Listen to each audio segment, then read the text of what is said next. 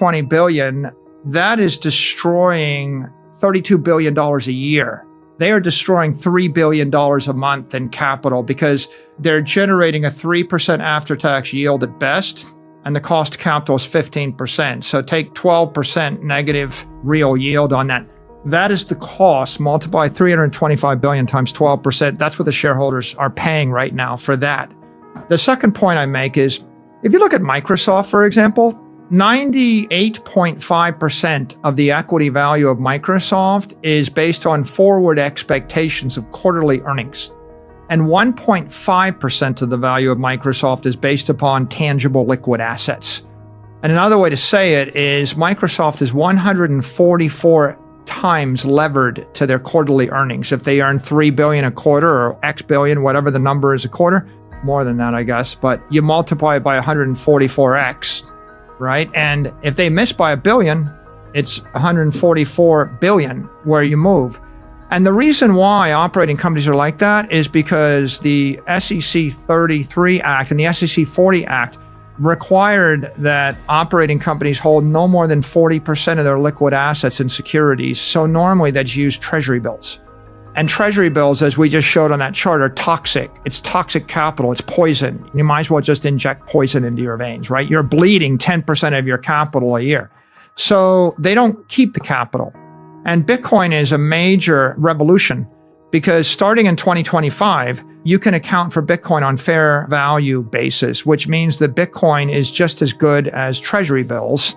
And it's a commodity, so you can have 100% of your balance sheet in Bitcoin. And what that means is Microsoft, if they just stopped dividending out their cash flow and stopped buying back their stock and they convert it to a Bitcoin buy, and you crank in like a conservative, like a 21% assumption, like half their cash flow in Bitcoin, you make $1 trillion over 10 years. You know, you put all your cash into Bitcoin, you make $2 to $4 trillion for the shareholders. If Berkshire did that. No, if Microsoft did it. If Berkshire did it, they would make more. If they flipped that, you know, put $300 billion into Bitcoin and grow 21%, you're generating $60 billion a year of investment income. I talk to people like Semler Scientific, you know, where the CEO calls me and says, I want to talk about what you did, explain it. And I'll get inbound calls from people that want to be on a Bitcoin standard, and I'll explain what we did and how we did it. And sometimes I'll brief the board of directors or the officers and directors. Sometimes it's politicians, sometimes it's governors, sometimes it's senators, sometimes it's congressmen, sometimes it's... I'd be willing to bet you that if I had an hour alone with Buffett in a calm environment, I'd walk out and he would say, this Bitcoin thing's a pretty good idea. Charlie would have liked it. We're going to buy some. Have you made the cold call? I have not. Why not? Because Bitcoin's on a need-to-know basis, and people have to feel like they need to understand it, like they've got a problem in order to have an open mind. And if they don't acknowledge they have a problem, they don't have an open mind, and they take a conventional view toward the world, it's like the people with a strong corporate view and a healthy company and a strong conviction in their company, they don't have an open mind to a profound paradigm shift. They don't want to embrace that idea. Maybe the call to Buffett could be seen as a public service, and you want to be a public servant. So if you were to make that public service phone call and you guys sat down and spoke, and you went to Omaha, and all of a sudden he comes out and says, you know, we've made a decision to buy $100 billion of Bitcoin after my conversation with Michael Saylor. I think that's a public servant. I will say for the record, I'm happy to go visit anybody that has $100 billion of cash that's sitting and burning $10 billion of shareholder value a year. I will go visit you. I will provide you with all of the information you need in order to be convinced that you should flip to the Bitcoin standard. So, I mean, first of all, it's Senator Lummis, Cynthia Lummis, has put forth the proposal that the United States establish a strategic Bitcoin reserve. It's a brilliant idea that she's presented to the Senate. The geopolitical logic here is simple. It's go where all the money is going to go and buy it first. And so if you knew that everybody was going to move to Manhattan and you could buy 20% of Manhattan in 1650, it would be a good idea. But maybe more to the point, the British came to the New World and they grabbed the New World, and that's what created the British Empire. So the United States runs the world's reserve currency, but Bitcoin is emerging as the world's reserve capital network. If you just want to keep your money forever, and everybody in the world loves that idea. I'd like to just keep my money forever. So the smartest thing for the US to do is to buy up as much of that as they can. So you buy 1 million coin, that's 5% of the network. Buy 4 million coin, you got 20% of the network. Why not buy 20, 25, 30% of the network? If you buy the network, you can buy it for money which is effectively free. In fact, you could just sell the gold, swap it to Bitcoin, and then as Bitcoin becomes 200, 300, 400 trillion dollar asset, right, you're sitting on anywhere from 40 to 80 trillion dollar gain. And so the logic of this is pretty clear. First of all the foreign capital in the world is going to be drawn into the Bitcoin network. So if the United States owns it, then that's like the same as the money coming to the US. You're just drawing capital from Russia, from China, from Africa, from South America. It's going to come to the US on the Bitcoin network if the US owns it. The second logic is all the capital from the 20th century is stampeding into the 21st century. So all the money that was invested in crappy bonds and decaying real estate and warehouses falling down and companies that are going out of business, all that money is going to go into the Bitcoin network. So you own the 21st century.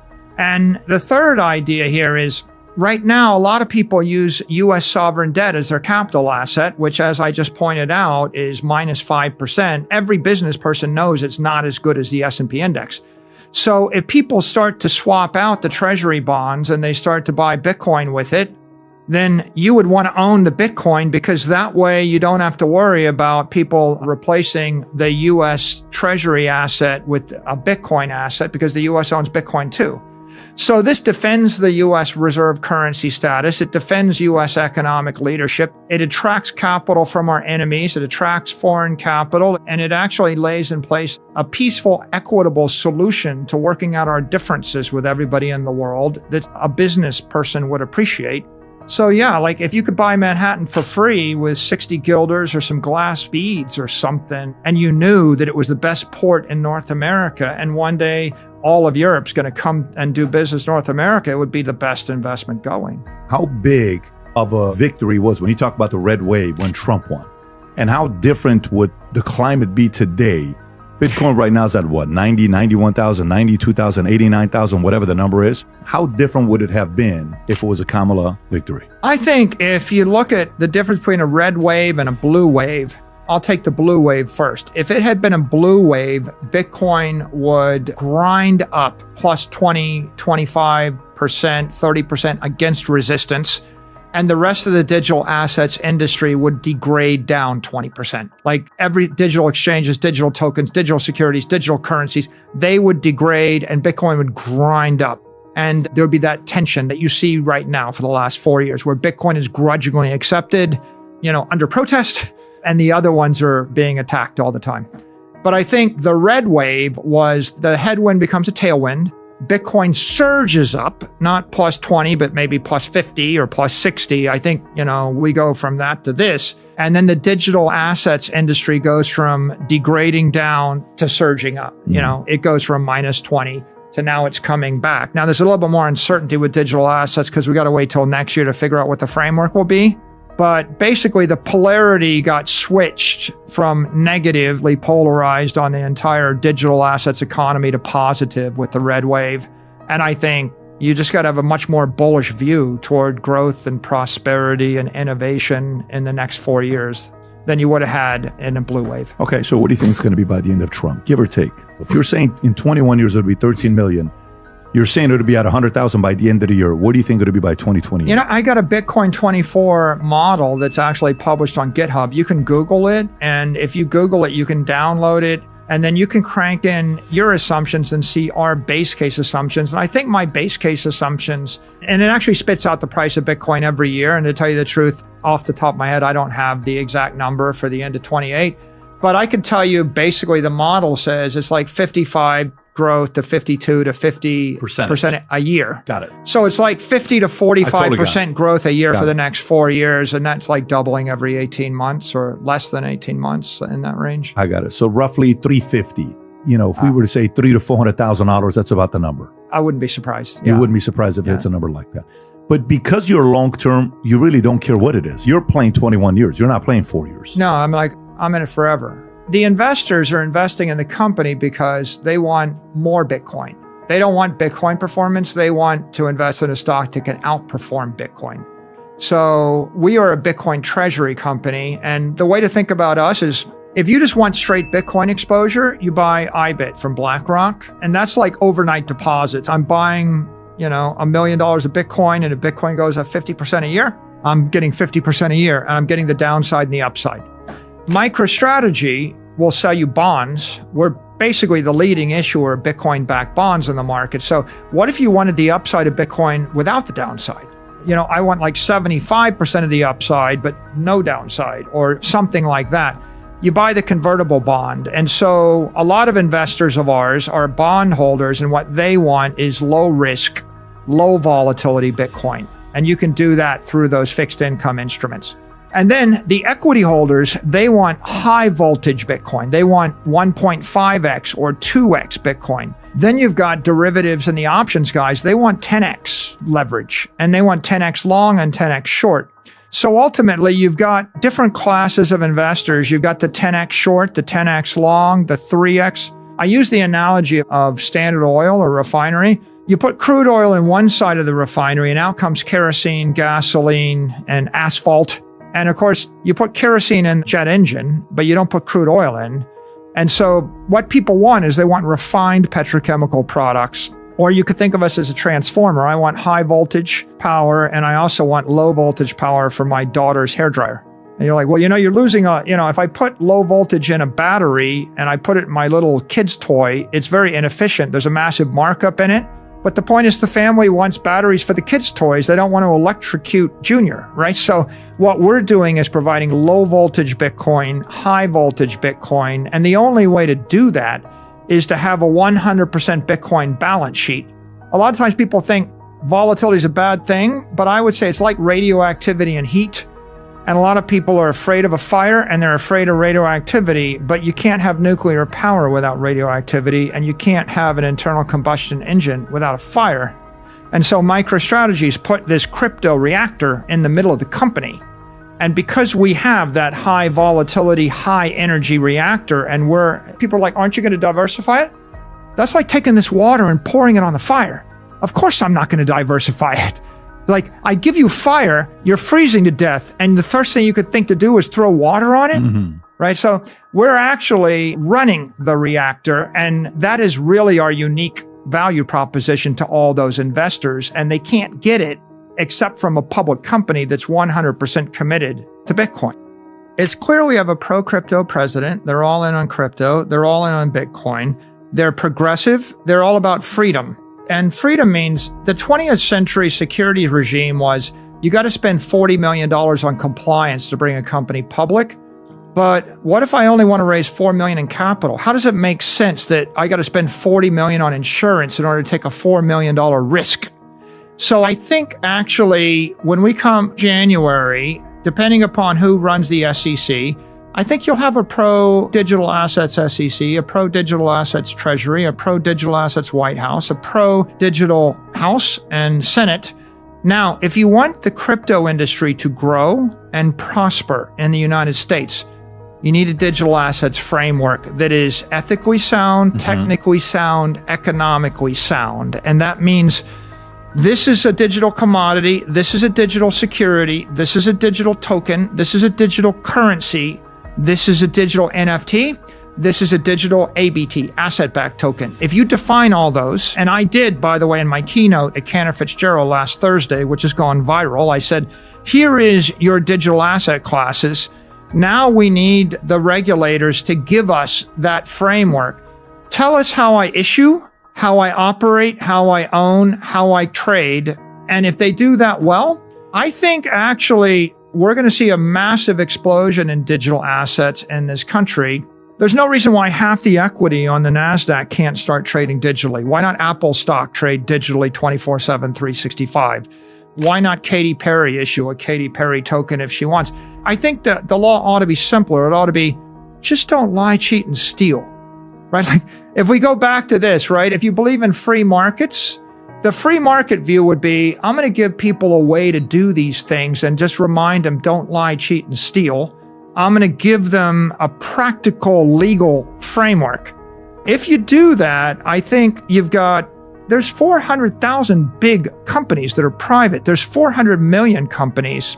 And I think the note that I made last week is 0.06% of the businesses in America are able to tap the capital markets. And so we have a crushing, over-regulated capital market regulatory regime that started in 1933. And I think that you need an alignment of the White House, the Senate, and the House to put in place a freedom, innovation-oriented digital economy. So I would say right now, I'm fairly bullish it'll happen. I think they want to do it. And I think that, again, I don't recommend any particular security or any particular investment other than Bitcoin. But I do think that it's better for the world if we have hundreds of thousands of digital assets created, launched. And I'd like to see the industry go from $1 trillion of digital assets to $500 trillion of digital assets. I'm Bitcoin only, 100%. Like, the truth is, I wouldn't even recommend Apple stock. Like, there's no security. I'm not going to recommend 0% chance. I wouldn't recommend a security because there's a counterparty to a security. But the position is, if you came public and you had your own security or token or whatever you had, I wouldn't recommend you either. But it's not because I'm not in favor of your business. I just think that you have to stay in your lane. I'm not going to give you recommendations on diet or politics or any particular investment other than to say, I think Bitcoin is digital capital and it's a long-term store of value. I think that there's a massive opportunity for digital currencies, and that would be like stable coins, Tether, Circle. If you look at how people want to transact in the world, they all want to move digital dollars at the speed of light. And the challenge is, in the US, there is no regulatory regime for a company or a bank or anyone to issue that stable coin. And I mean, there's two issues they got to resolve. Like, how do I back it? Presumably with treasuries. And then how much freedom do I have with regard to the transference? That's an AML KYC issue. And I think that under a red administration, you probably get a lot more freedom, but ultimately it's above my pay grade to decide that. I would just say that right now it's about $150 billion asset class, and it's very obvious the people have spoken. They want it. They need it. It's a humanitarian thing if you live in Venezuela or Cuba to have access to digital dollars. But I think that with a digital framework for digital currency that's endorsed by the administration, I think it goes from 150 to $1 trillion to $2 trillion to $10 trillion. And I actually think that that would create $10 trillion of demand for U.S. sovereign debt. It would be good for the dollar. But I also think that that would ripple through to China, to Russia, to South America, to Africa. The biggest geopolitical issue is our enemies and our friends may complain because nobody wants to use any currency other than the dollar. Look, no one wants to use the euro in Europe. They want to use the dollar in Europe. So you're going to actually have all sorts of politicians complaining to the State Department that our citizens are using the dollar. But if you want to spread the dollar to the world, you got to do it digitally. I think it would be good for American values, and ultimately it would be good for the world if we did support it.